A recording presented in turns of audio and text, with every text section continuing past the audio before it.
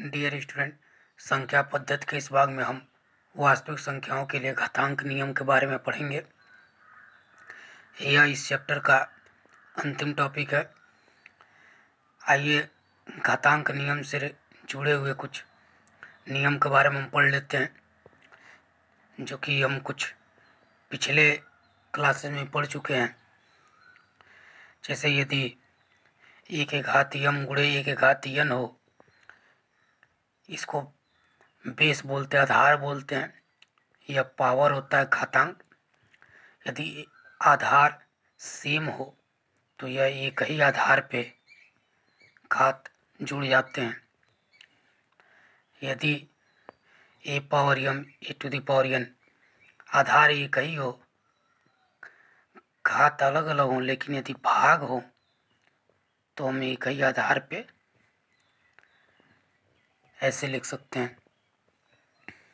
यदि A power M to the whole power N हो तो घातांक आपस में मल्टीप्लाई हो जाते हैं। यदि A to the power M multiply by B to the power M घात एक समान हो, लेकिन यदि आधार अलग अलग हो तो आधार का गुणा हो जाता है और घात हम m लिख देंगे। ए टू द पावर माइनस यम और नेगेटिव हो तो यह ऐसे लिखा सकता है, या फिर यदि पॉजिटिव हो, यदि आप इसको नीचे ले जाना चाहते हैं तो ये निगेटिव हो जाएगा। किसी भी संख्या का घात जब 0 होता है तो उसका मान 1 होता है।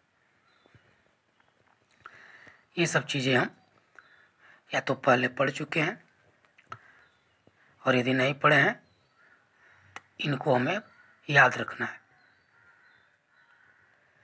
अब इस पर आधारित हम कुछ क्वेश्चन सॉल्व कर लेते हैं। ज्ञात कीजिए 64 to the power 1/2, 9 to the power 3/2, 16 to the power 3/4, 125 to the power -1/3। तो सबसे पहले हम देखेंगे 64 टू द पावर 1/2। यहाँ हम 64 को ऐसे आधार और घात के फॉर्म में चेंज करेंगे कि जिसका घात 2 के गुणज के रूप में हो, जिससे 2 से हम आसानी से भाग दे सके। तो 64 को आप लिख सकते हैं 2 गुणे 2 गुणे 2 के घात 6। तो हम इसको लिख सकते हैं 2 के घात 6 1/2। अब आप यहाँ देख रहे हैं कि यदि किसी घात का घात हो तो घात आपस में गुणा हो जाते हैं। तो हम इसको 6 गुणे 1/2, 2 से 6 3 बार में कट जाएगा और ये 8 आंसर हो जाएगा। हम इसको 64 को 8 इंटू 8 8 स्क्वायर भी लिख सकते थे। 2 से 2 कैंसिल आता, सीधे आंसर 2 आ जाता। अगला है 9 टू द पावर 3/2। 9 को हम 3 का स्क्वायर लिख सकते हैं, और यहाँ हम फिर वही इस नियम का प्रयोग करेंगे। 2 गुणे, तो यहाँ 2 से 2 कैंसिल, 3 के घात 3 जो कि 27 आंसर हुआ। अगला है 16 टू द पावर 3/4। अब हम ऐसे चेंज करेंगे 16 को कि 4 का मल्टीप्लायर हो या 4 से डिवाइड हो जाए। तो 16 को 4 स्क्वायर लिख सकते हैं, 3/4 हो जाएगा। 2 मल्टीप्लाई बाई 3/4। अब यहाँ 2 से 2 बचा रह जाएगा, 4 टू द पावर 3/2। अभी भी आप 4 को 2 के टर्म में चेंज कर सकते हैं। 2 स्क्वायर, तो मल्टीप्लाई बाई 3/2, 2 से 2 कैंसिल, 2 पावर 3 तो 8।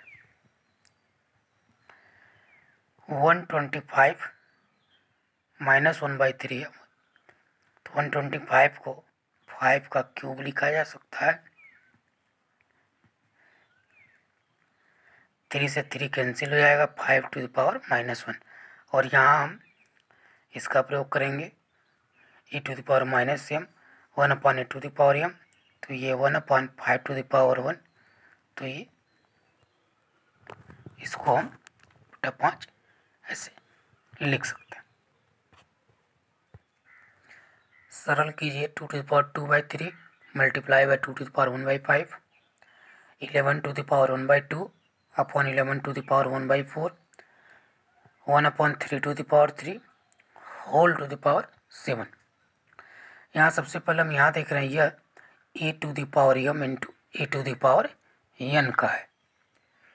e to the power m into e to the power n, तो यह एक ही बेस पे एक ही आधार पे घात जुड़ जाते हैं। तो यहाँ हम लिख लेंगे 2/3 प्लस 1/5। यहाँ एलसीएम लेकर हम ऐड करेंगे, तो यह 2 टू द पावर 13 अगला question 11 to the power 1/2, 11 to the power 1/4।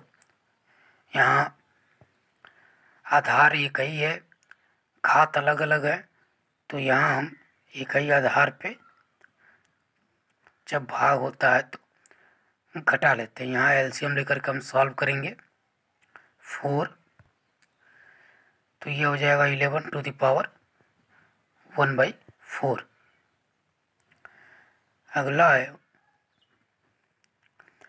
यहाँ हम इसको लिख सकते हैं 3 टू द पावर -3, क्योंकि अगर 1 e to the power m हो तो ये -m हो जाता है।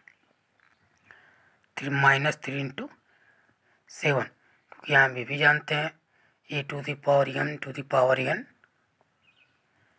mn, तो इसका आंसर हो जाएगा 3 टू द पावर -20।